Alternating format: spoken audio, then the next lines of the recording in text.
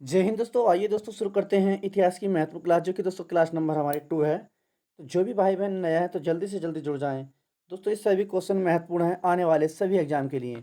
तो शुरू करते हैं। चलिए दोस्तों, ये 1903 में हमारा क्वेश्चन है। चलिए शुरू करते हैं। देखते हैं दोस्तों, सिंधु घाटी सभ्यता से हमारे क्वेश्चन शुरू हैं। तो पहले हम आपको प्राचीन इतिहास करा रहे हैं, इसके बाद दोस्तों आपको ज्योग्राफी कराएंगे। चलिए देखते हैं। सिंधुवासी उपासना नहीं करते थे। किसकी उपासना नहीं करते थे सिंधुवासी? तो बताएंगे दोस्तों। तो ये नहीं करते थे दोस्तों, सिंधुवासी उपासना किसकी नहीं करते थे? तो ये नहीं करते थे, ऑप्शन नंबर आंसर है विष्णु की। विष्णु की उपासना नहीं करते थे। अगला देखते हैं क्वेश्चन नंबर, नहीं दोस्त डले हुए, क्वेश्चन नंबर नहीं डला हुआ। चलिए देखते अगला है। सिंधु सभ्यता के स्थान, सिंधु सभ्यता के स्थान से बुना हुआ कपड़ा प्राप्त हुआ था कहाँ? तो ये हुआ था दोस्तों मोहनजोदड़ो से। मोहनजोदड़ो से। नेक्स्ट, सिंधु घाटी के लोग विश्वास करते थे किसमें? सिंधु घाटी के लोग किसमें विश्वास करते थे? तो ये करते थे तो मातृ शक्ति में, सात मातृ शक्ति से। नेक्स्ट, सिंधु घाटी सभ्यता के लोग किस धातु के सिक्के का प्रयोग करते थे? तो बताएंगे सिंधु घाटी सभ्यता के लोग किस धातु के सिक्के का प्रयोग करते थे? ये करते थे तो कांस्य का, कांस्य का। अगला देखते हैं क्वेश्चन नंबर आपका है। अगला देखते हैं, सिंधु सभ्यता में दास प्रथा का अनुमान किससे लगाया गया था या लगाया जाता है? सिंधु सभ्यता में दास प्रथा का अनुमान किससे लगाया जाता है? तो बताएंगे। तो राइट आंसर तो यह है श्रमिकों के लिए निर्मित आवास द्वारा, श्रमिकों के लिए निर्मित आवास द्वारा। नेक्स्ट, सिंधु घाटी सभ्यता में किस स्थान से घरों में कुएं के अवशेष मिले? तो बताएंगे सिंधु घाटी सभ्यता में किस स्थान से घरों में कुएं के अवशेष मिले? तो ये दोस्तों मोहनजोदड़ो, मोहनजोदड़ो से। अगला देखते हैं क्वेश्चन नंबर, नेक्स्ट है, किस सिंधुकालीन स्थल में एक ईंट पर बिल्ली का पीछा करते हुए कुत्ते के पंजों के निशान मिले? तो कहाँ मिले? तो ये चांदूदड़ो में। आई रिपीट, किस सिंधुकालीन स्थल में एक ईंट पर बिल्ली का पीछा करते हुए कुत्ते के साथ पंजों के निशान मिले? तो ये मिले दोस्तों चांदूदड़ो में, चांदूदड़ो में। अगला है, सिंधु सभ्यता का पतन बंदरगाह था। सिंधु सभ्यता का पतन बंदरगाह था। तो राइट आंसर तो ये था लोथल, लोथल। नेक्स्ट है, सिंधु सभ्यता की मोहरे पर बनी स्वात्विक स्वात्विक के चिन्ह से किस देवता का उपासना या अनुमान लगाया जाता है? तो दोस्तों ये है सूर्य देवता का, सूर्य देवता का। नेक्स्ट है, सिंधु सभ्यता का सूचना क्षेत्र कैसा है? तो राइट आंसर तो ये है त्रिभुजाकार, त्रिभुजाकार। अगला देखते हैं, सैंधव सभ्यता के विस्तार कहाँ से कहाँ तक है?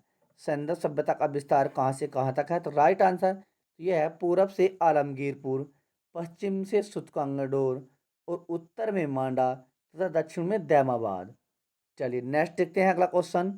सैंधव सभ्यता में मोहरों पर किस पशु का सर्वाधिक उत्पीड़न हुआ है? तो राइट आंसर तो ये है कुबड़ वाला वृषभ, जिसे हम सांडवी कहते हैं। अगला देखते हैं क्वेश्चन नंबर, अगला देखते हैं, सैंधव सभ्यता के महान स्नानागार कहाँ से प्राप्त हुए? सैंधव सभ्यता के महान स्नानागार कहाँ से प्राप्त हुए? तो ये हुए थे दोस्तों मोहनजोदड़ो से। अगला देखते हैं नेक्स्ट क्वेश्चन, सैंधव सभ्यता कालीन अर्थव्यवस्था प्रमुख रूप से किस पर आधारित है? तो बताएंगे। तो राइट आंसर तो यह है कृषि पर आधारित। अगला देखते हैं, 1953 में बीपी लाल तथा बी के थापर के निर्देश में किसने किस सैंधव स्थल का उत्खनन किया था? तो बताएंगे क्वेश्चन नंबर, सॉरी, तो राइट आंसर तो हो जाता कालीबंगा। नेक्स्ट, पंजाब में कौन सा सैंधव स्थल थे? तो ये हड़प्पा, रहमंडेरी, सरायखोला और जलीलपुर, ये दोस्तों पंजाब में थे। नेक्स्ट है, सैंधव सभ्यता निवासियों में के धार्मिक जीवन को कौन सा विद्यमान नहीं था? बताएंगे। सैंधव सभ्यता निवासियों द्वारा किस धातु का प्रयोग सर्वाधिक किया गया था? तो राइट आंसर तो ये कांसे का, कांसे का। अगला देखते हैं, सैंधव निवासियों के लिए किस वस्तु का आयात सबसे अधिक था यह महत्वपूर्ण था? तो ये राइट आंसर धातु एवं वह बहुमूल्य पत्थर, धातु एवं बहुमूल्य पत्थर। नेक्स्ट, सैंधव सभ्यता के लोग किस धातु में परिचित नहीं थे? तो राइट आंसर तो लोहा में। नेक्स्ट है, सैंधव सभ्यता को कहा कहा गया कि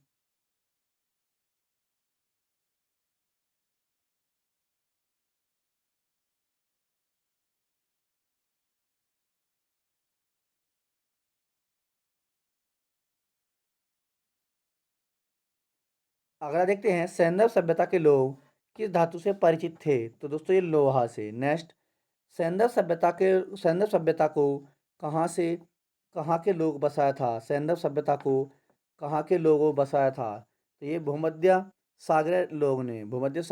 नेक्स्ट, सैंधव सभ्यता के लोग कौन कौन से सामान का उपयोग आभूषण में निवारण में करते थे, आभूषण में, तो चांदी, सोना, ताम्र, हाथी दांत और एवं हड्डियां। अगला बिंदु देख लेते हैं, सैंधव सभ्यता से संबंध किन स्थलों में चावलों की खेती के प्रमाण मिले, तो राइट आंसर तो ये मिले लोथल और रंगपुर में चावल खेती के प्रमाण। नेक्स्ट है, किस फसल के उत्पादन के संबंध में सैंधव स्थलों से कोई प्रमाण नहीं मिला, तो राइट आंसर दाल का। नेक्स्ट देखते हैं अगला क्वेश्चन, सैंधवकालीन नगरों में किन दो नगरों का प्रयोग सभ्यता राजधानी के रूप में किया गया, तो राइट आंसर तो ये हड़प्पा और मोहनजोदड़ो। नेक्स्ट, सैंधवकालीन मोहरों से जानकारी मिलती है, तो बताएंगे लोह लिपि तथा धर्म की।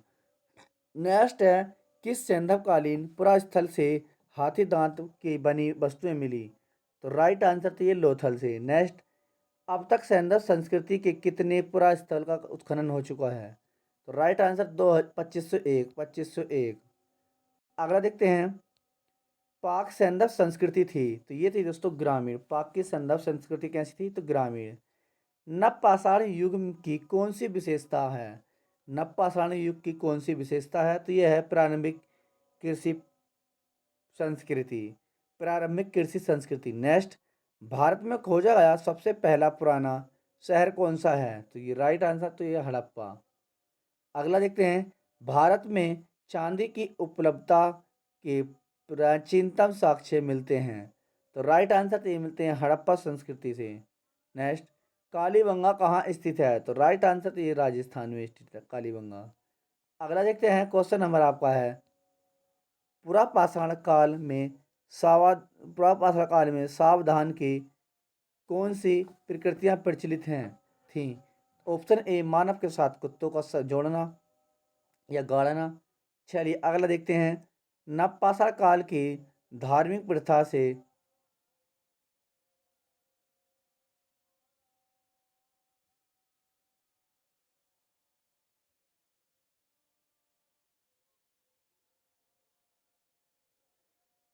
तो बताएंगे नवपाषाण काल के धार्मिक प्रथा के संबंध में कौन से अभिलक्षण स्पष्ट रूप से परिचलित होते हैं, तो राइट आंसर तो यह मातृ देवी की पूजा। नेक्स्ट, मोहनजोदड़ो की सर्वाधिक चौड़ी सड़क की जिसे राजपथ कहा जाता है उसकी चौड़ाई कितनी थी, तो राइट आंसर 10 मीटर।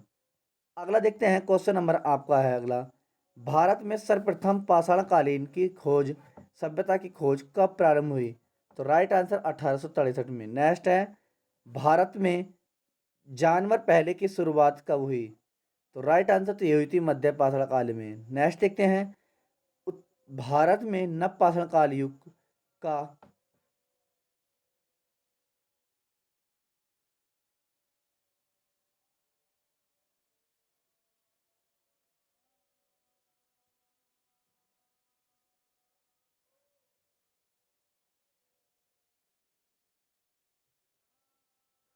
अगला देखते हैं, क्वेश्चन नंबर अगला है, मानव में जानवर पालने की शुरुआत कब हुई, तो ये नवपाषाण काल में, मध्य पाषाण काल में। नेक्स्ट है, अगला बिंदु देखते हैं, मानव में नवपाषाण काल युग का प्रारंभ कब से माना जाता है, तो राइट आंसर 7000 ईसा पूर्व से लगभग। नेक्स्ट, सर्वप्रथम पूर्वकालीन उपकरण भारत में किस स्थान से खोजा गया, तो राइट आंसर है दक्षिण भारत के गोर्तुबलियार नदी घाटी से। नेक्स्ट, सर्वप्रथम पाषाणकालीन उपकरण खोजने के लिए श्रेय किसे जाता है, तो राइट आंसर टी डेरा को। नेक्स्ट देखते हैं, क्वेश्चन नंबर आपका है, किस नवपाषाणकालीन स्थल से मालिक के साथ कब्रों के साथ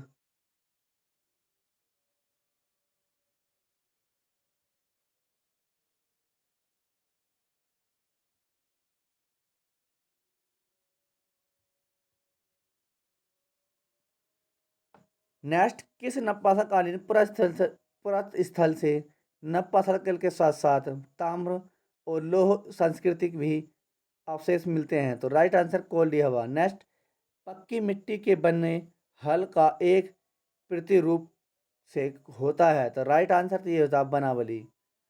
अगला देखते हैं क्वेश्चन नंबर अगला, वैसे स्थान जहां उत्खनन भी या उत्खनन में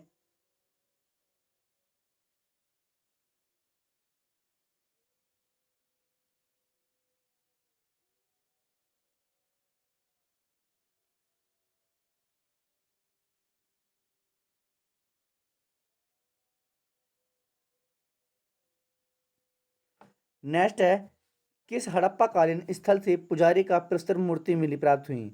तो राइट आंसर तो ये हड़प्पा से। अगला देखते हैं, हड़प्पा के काल का तांबे का रथ किस स्थान से प्राप्त हुआ। तो राइट आंसर तो ये होता दैमाबाद से। नेक्स्ट, जो तिल व सरसों के सर्वाधिक साक्ष्य प्राप्त हुए। तो राइट आंसर तो ये बनावली से। नेक्स्ट देखते हैं, वह जैसा स्थान वह जैसा स्थान जहाँ यज्ञ स्थल प्राप्त हो तो इसे कहते हैं कालीबंगा। नेक्स्ट, नृत्य करती हुई नारी की कांस्य मूर्ति सिंधु घाटी सभ्यता के किस स्थान पर प्राप्त हुई। तो राइट आंसर ये हुई थी मोहनजोदड़ो से। नेक्स्ट, घोड़े के जीवाश्म होने का साक्ष्य कहाँ प्राप्त होता है।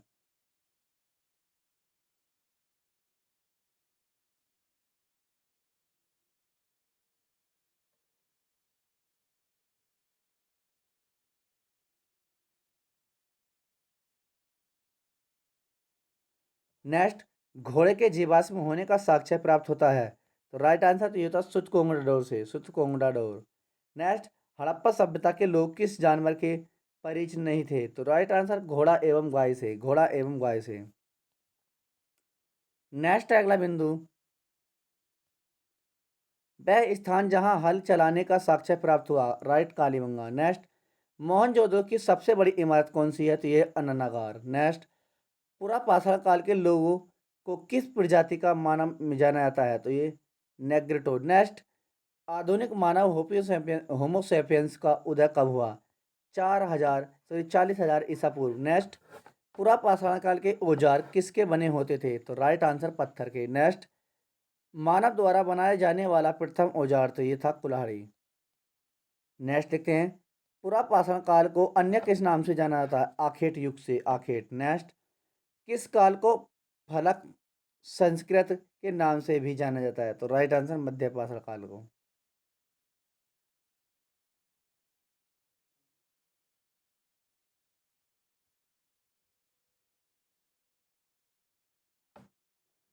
अगला देखते हैं, किस काल को फलक संस्कृति के नाम से भी जाना जाता है। तो राइट आंसर मध्य पाषाण काल। नेक्स्ट, नियंडरथाल मानव का उद्गम स्थल किस हुआ है। तो बताएंगे मध्य पाषाण काल में। नेक्स्ट देखते हैं अगला, पाषाण युग में मानव का मुख्य पेशा क्या था। तो ये था दोस्तों क्या था, आखेट। नेक्स्ट, प्रारंभ पशुपालन का प्रारंभ किस जिला कला काल से हुआ है।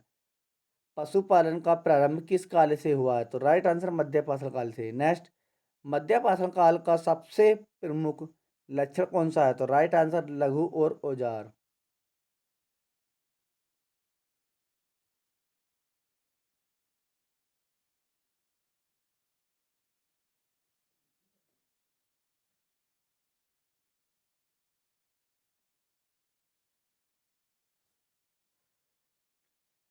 अगला देखते हैं, पशुपालन का प्रारंभ किस खेल से हुआ। तो मध्य पाषाण काल से। नेक्स्ट, मध्य पाषाण काल का सबसे प्रमुख लक्षण कौन सा है। तो लघु औजार। नेक्स्ट, कार्य कृषि की शुरुआत किस वर्ष हुई थी। नवपाषाण काल में। नेक्स्ट, चाक या पहिए का आविष्कार किस काल में हुआ। तो नवपाषाण काल में। नेक्स्ट, नवपाषाण काल के किस युग से युगल सावधान का अवशेष प्राप्त हुआ। तो ये दोस्तों नागार्जुन कोंड से। नेक्स्ट देखते हैं अगला क्वेश्चन। चलिए, वैदिक संस्कृत के प्रमुख सभ्यता स्थल देख लेते हैं। वैदिक संस्कृत एवं सभ्यता के महत्वपूर्ण जानकारी देख लेते हैं। चलिए, भारत की सबसे प्राचीन धार्मिक ग्रंथ किसे माना जाता था। दोस्तों ये वेद को।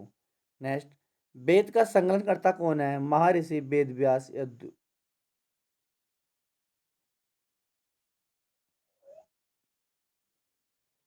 वेदों की संख्या कितनी है? तो दोस्तों 4 हैं। नेक्स्ट, वेदों का क्रम क्या है? तो ऋग्वेद, सामवेद, यजुर्वेद और अथर्ववेद। अगला, वेदों में संयुक्त रूप से त्राई का वेद त्रयी क्या कहलाता है? ऋग्वेद, सामवेद और यजुर्वेद। नेक्स्ट, सबसे पुराना वेद कौन सा है? तो यह है ऋग्वेद। सबसे पुराना वेद ऋग्वेद। ऋग्वेद में मंडलों की संख्या कितनी है? तो दोस्तों 10 है।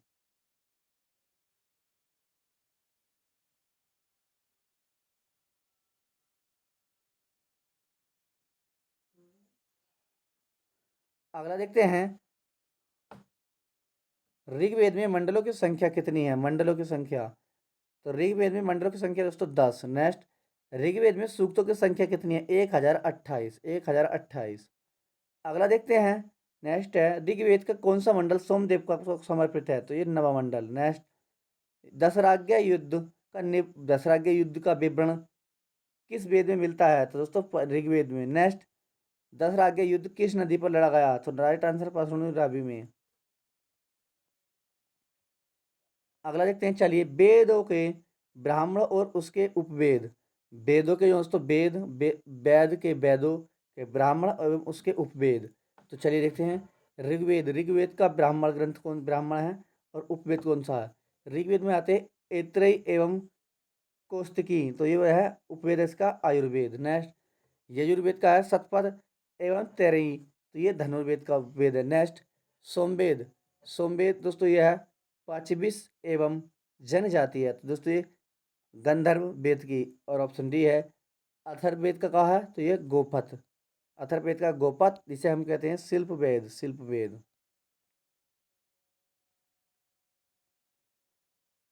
अगला देखते हैं, प्रमुख स्थान एवं उनके प्रवर्तक। प्रथम प्रमुख स्थान एवं उनके प्रवर्तक। चावार के दोस्तों चावार प्रवर्तक, योग के दोस्तों पतंजलि, सांख्य के हैं कपिल मुनि, कपिल मुनि, सांख्य के कपिल मुनि। नेक्स्ट है, न्याय के गौतम, न्याय के गौतम, पूर्व मीमांसा के जैमिनी, जैमिनी, उत्तर मीमांसा के बादरायण, बादरायण, और वैशिक के हैं कणाद और उलुक, कणाद और उलुक। अगला देखते हैं,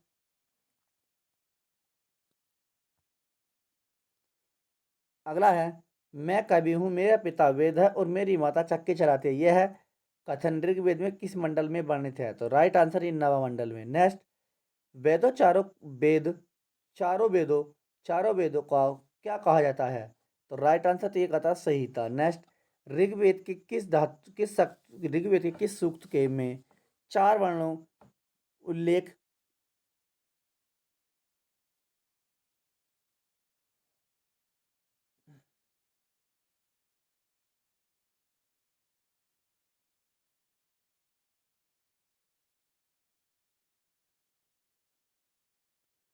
अगला देखते हैं, ऋग्वेद में किस सूक्त में 4 वर्णों का उल्लेख मिलता है? तो ये पुरुष सूक्त में, किसे पुरुष सूक्त में। नेक्स्ट, भारतीय संगीत का आदि ग्रंथ कहा जाता है? तो सामवेद को, सामवेद कहता है, सामवेद को।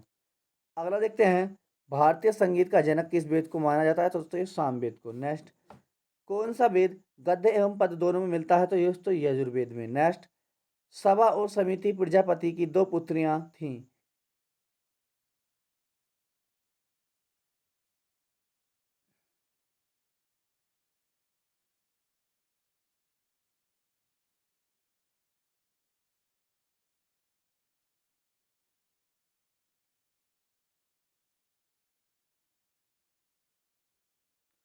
नेक्स्ट देखते हैं, चलिए, सभा और समिति प्रजापति की 2 पुत्रियों का उल्लेख किस वेद में मिलता है? दोस्तों ये मिलता है अर्थवेद में। नेक्स्ट, यज्ञ सावधानी विधि संस्था विद्वानों का पता चलता है? तो राइट आंसर तो ये यजुर्वेद में, यजुर्वेद में, सॉरी।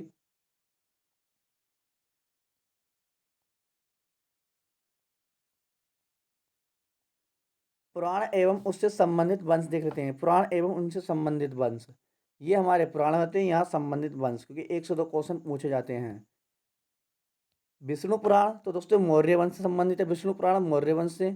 मत्स्य पुराण आंध्र सातवाहन से, आंध्र सातवाहन से। वायु पुराण गुप्त वंश से, गुप्त वंश से। चलिए अगला बिंदु देख लेते हैं, सबसे प्राचीन एवं प्रमाणिक पुराण किसे कहा जाता है? तो ये मत्स्य पुराण को। नेक्स्ट, स्मृति ग्रंथ को अन्य किस नाम से जाना जाता है? धर्मशास्त्र के। नेक्स्ट, किस स्मृति ग्रंथ को सबसे प्राचीन एवं प्रमाणिक माना है? तो राइट आंसर मनुस्मृति को। नेक्स्ट, वैदिक गणित के महत्वपूर्ण अंग हैं? तो दोस्तों शुल्ब सूत्र।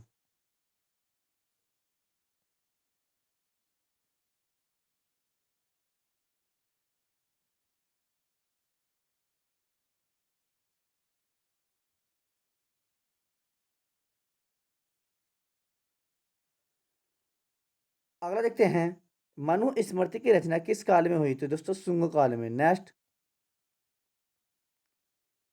किस पुराण में भारत की भौगोलिक एवं मूल एकता का वर्णन प्राप्त हुआ है? तो ये विष्णु पुराण में। नेक्स्ट, वैदिक सभ्यता किस धातु युग की मानी जाती है? तो ये लौह युगीन की। नेक्स्ट, गायत्री मंत्र किस वेद से लिया गया है? तो राइट आंसर चाहिए ऋग्वेद से। ऋग्वेद से।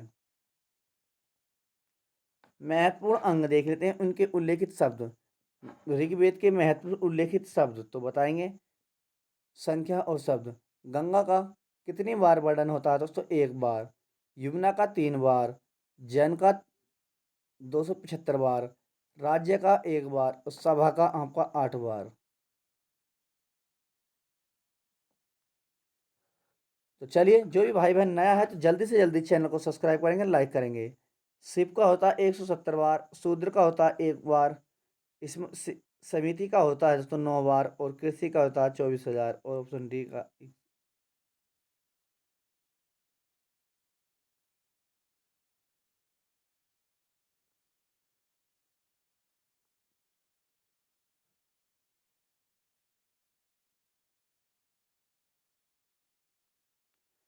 नेक्स्ट देखते हैं, बताएंगे। यमुना 3 बार। यमुना का 3 बार। जन का 275 बार। राज्य का 1 बार और सभा का 8 बार। इसी प्रकार शब्द देखते हैं और व्याख्या देखते हैं। कृषि विश्व का दोस्तों 170 बार। शूद्र का 1 बार। समिति का 9 बार और कृषि विभाग का 22 बार और ऑप्शन डी है इंद्र का 250 बार।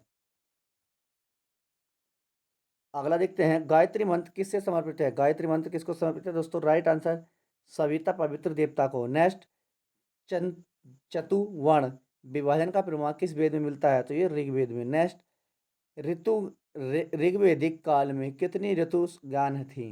ऋग्वेदिक काल में कितनी ऋतु ज्ञान थी? तो बताएंगे। क्वेश्चन नंबर आपका, तो ये थे दोस्तों 5। ऋग्वेद युग में सर्वाधिक उल्लेख नदी को कौन सी है? तो राइट आंसर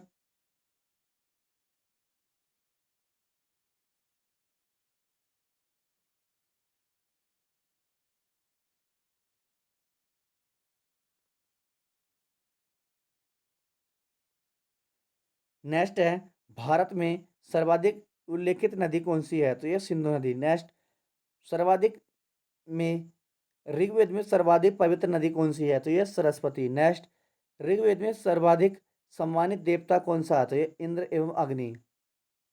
नेक्स्ट, ऋग्वेद आर्यों का मुख्य व्यवसाय क्या था? ये था पशुपालन।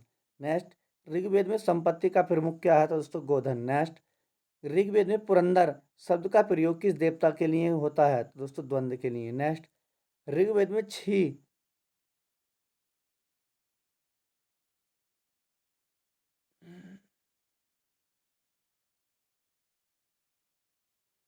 अगला देखते हैं, ऋग्वेद में किस नदी का उल्लेख 1 बार है? तो दोस्तों गंगा नदी का।